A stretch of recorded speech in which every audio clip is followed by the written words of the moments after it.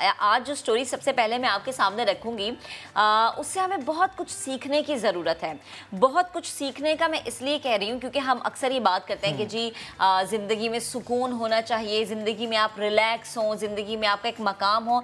लेकिन यकीन करें कि जब मेहनत आप करते हैं ना तो जो उसके बाद आपको मकाम मिलता है, यानी मेहनत करके जो आप खाते हैं ना उसका मज़ा अलग है। अगर कोई चीज़ आपको सजी सजाई ट्रे में मिल जाए, प्लेट में मिल जाए, आप ज़िंदगी की ऊंच नीच ना देखें तो फिर आपको उस चीज की कदर नहीं होती। ये शॉर्टकट्स जो होते हैं, हाँ, ये वक्ती तौर पर कामयाबी जरूर दिला देते हैं, लेकिन कोई ये चीज ऐसी नहीं होती जो कि लॉन्ग लास्टिंग होती है। लंबा चले ना, आपका एक्सपीरियंस नहीं होता उसके अंदर। लंबे रोड पे चलने के लिए आपको बड़ी मेहनत करना पड़ती है। और अब हम देख रहे हैं कि वक्त बदल रहा है, हर चीज में जिद्दत आ रही है, हर चीज में तब्दीली आ रही है। और अगर आपका जज्बा हो तो आप इस तब्दीली का हिस्सा बन जाते हैं। एक रिवायती माइंडसेट जो था ना कभी कि खवातीन जो हैं वो आगे बढ़ के काम नहीं कर सकती, उस माइंडसेट का खात्मा हो रहा है। क्योंकि अब हम खवातीन को हर शोबे में अपना नाम बनाते हुए देख रहे हैं। नाम बनाने के साथ साथ वो कमा भी रही हैं, घर की जिम्मेदारियां भी उठा रही है, घर भी चला रही है और अपने शौहर के साथ, अपने भाई के साथ, अपने वालिद साहब के साथ जो है बिल्कुल कंधे से कंधा मिला के वो चल रही है और बता रही हैं कि बहैसियत औरत, अगर आप एक बेटी हैं, आप एक माँ हैं, आप एक बीवी हैं और आप चाहे किसी भी रूप में हैं, आप काबिल एहतराम हैं, काबिल इज्जत हैं और आप इस काबिल हैं कि आप घर का चूल्हा जला सकते हैं। और ऐसी बहुत सारी खवातीन होती हैं जो कि एक एग्जाम्पल सेट करती हैं, स्टीरियोटाइप को तोड़ती हैं और वो बाउंड्रीज तोड़कर बाहर निकलती हैं। आज भी हम आपको एक ऐसी ही खातून से मिलवाने जा रहे हैं जिनकी हिम्मत को हम सलाम पेश करते हैं। जी हाँ, हम बात कर रहे हैं लाहौर की बाइकिया राइडर रुबैया नदीम की, जिन्होंने मोटरसाइकिल सीखी तो अपने शौक के लिए थी, लेकिन आजकल ये शौक उनके काम आ रहा है। पहले शौकिया इन्होंने मोटरसाइकिल चलाना सीखी, जब ये चलाना आ गई, रुबिया को ये मोटरसाइकिल चलाना आ गई, तो उन्होंने सोचा क्यों ना इस मोटरसाइकिल की राइडिंग को प्रोफेशन में तब्दील किया जाए, इससे पैसे कमाए जाएं। अब घर के माली हालात जो है वो खराब थे तो इन्होंने शौहर का हाथ बटाने की ठानी और साथ ही साथ मोटरसाइकिल वो चलाती थी, लिहाजा सोचा ये कि राइडिंग का काम शुरू किया जाए। वैसे राइडर के तौर पर सिर्फ ये सोचा जाता है कि कोई आदमी होगा, कोई लड़का होगा जो कि एक बाइक राइडर होगा, लेकिन खवातीन बाइक राइडिंग करते हुए कम नजर आती हैं। बात है, कितनी मुनफरिद बात है। तो रुबिया जो है, इनका ताल्लुक है लाहौर से। हम इनसे जानेंगे कि सफर कब शुरू हुआ और अब तक इनका एक्सपीरियंस कैसा रहा। मुझे ये अल्फाज यहाँ पर इस्तेमाल करने पड़ेंगे। हमारी सोसाइटी में हम अक्सर ये देखते हैं कि अगर कोई खातून बाइक चला रही हो, ये मैंने खुद भी एक्सपीरियंस किया, बाइक हो या स्कूटी हो, तो वो लोग रुक के ना मुड़ मुड़ के देखते हैं कि, और बार बार मुड़ के देखने के बाद खुद को तसल्ली देते हैं, शायद समझाते हैं कि अच्छा ये जो बाइक चल रही है, कोनियां मारी जा रही थी, वो देखो लड़की बाइक चला रही है। बिल्कुल, मैंने लाहौर की सड़कों पे खुद भी एक्सपीरियंस किया। चलें जी, रूबिया ने हमें ज्वाइन कर लिया है, उनसे बात करते हैं, उनके इस जज्बे को जानते हैं। रूबिया, अस्सलाम वालेकुम, गुड मॉर्निंग। सबसे पहले तो आप जो ये काम कर रही हैं और जिस हिम्मत के साथ करिए, आपकी उस हिम्मत को हम सलाम पेश करते हैं। मुझे बताएगा कि किस उम्र में मोटरसाइकिल चलाना आपने सीखी थी और क्या कभी अंदाजा था कि आपका जो ये शौक है ये आगे जाके आपके इस तरह से काम आएगा कि आपकी कमाई का जरिया बन जाएगा?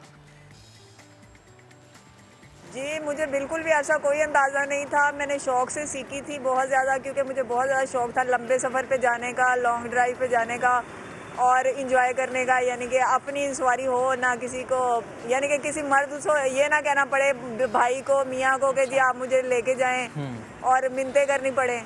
तो बस इसलिए मैंने सीखा शौक़ में। और उसके बाद जो है वो मैं सबसे पहले पाकपतन गई थी लंबे सफ़र पे। पिछले साल गई थी मैं नवंबर में, तो बहुत ज़्यादा मुझे मज़ा आया, बहुत ज़्यादा मैंने एंजॉय किया। उसके बाद मैं तकरीबन काफ़ी दफ़ा मैं बाइक पे ही जाती हूँ पाकपतन। सही। अच्छा रुबिया, ये बताइएगा, ये जो सिलसिला आपने शुरू किया मोटरसाइकिल चलाने का, शौकिया आपने शुरू किया, फिर आपने लंबे सफ़र भी किए, तो ये ऑनलाइन बाइक राइडिंग सर्विस की तरफ कब आई, किस वजह से आई और किस तरह से आपके जहन में आया कि इस चीज़ को प्रोफेशन बनाया जाए?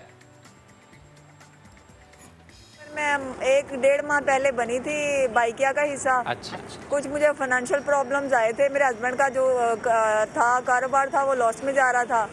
तो मैंने कहा कि ये ऐसे घर में बंदा बैठा रहता है तो बाइक वैसे भी तो मैं चलाती रहती हूँ सारा दिन, तो क्यों ना ये अर्निंग के लिए इस्तेमाल कर लूँ मैं और घर का भी फ़ायदा हो जाए और मेरा शौक़ भी पूरा हो जाए।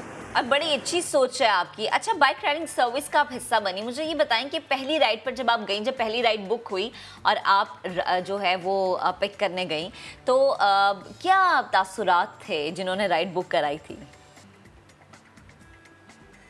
जब पहली राइड पे गई थी तो बाइक किसी के कोई इतना नहीं था, नॉर्मली था। अच्छा। कि मैं जब गई उन्होंने देखा कि फीमेल है, वो फिर भी बैठ गए थे साथ। अच्छा। और मुझे बिल्कुल भी इस तरह का कोई नहीं हुआ कि मैं एक मेल के साथ बैठी हूँ, मैं उसे यानी कि एज भाई वो मुझे ट्रीट कर रहा था और बहुत ज़्यादा यानी कि वो मुझे इज़्ज़त दे रहे थे। तो काफ़ी लोग जो है वो इज़्ज़त देते हैं मुझे। ठीक है। अच्छा रूबिया, बिल्कुल हम अप्रिशिएट करते हैं, आपने ये स्टेप उठाया, एक स्टीरियोटाइप को आपने तोड़ा है, आप आगे बढ़ी हैं, लेकिन सोसाइटी को भी मद्देनज़र रखना होता है। कभी ऐसा हुआ आपके साथ कि कोई शख्स, कोई राइडर आपके साथ बैठा हुआ, आपके पास राइड आई, आप जब वहाँ पर पहुँची तो किसी भी वजह से परेशानी का बायस बन गया हो? साहब ने मेरी राइड बुक करवाई, वो उन्हें मैं छोड़ के आई थी ये परवेज इलाही रोड पे। अच्छा। और बाद में उन्होंने कहा जी मैंने दोबारा जाना है, तो मैंने कहा मैं तो अभी राइड पे हूँ।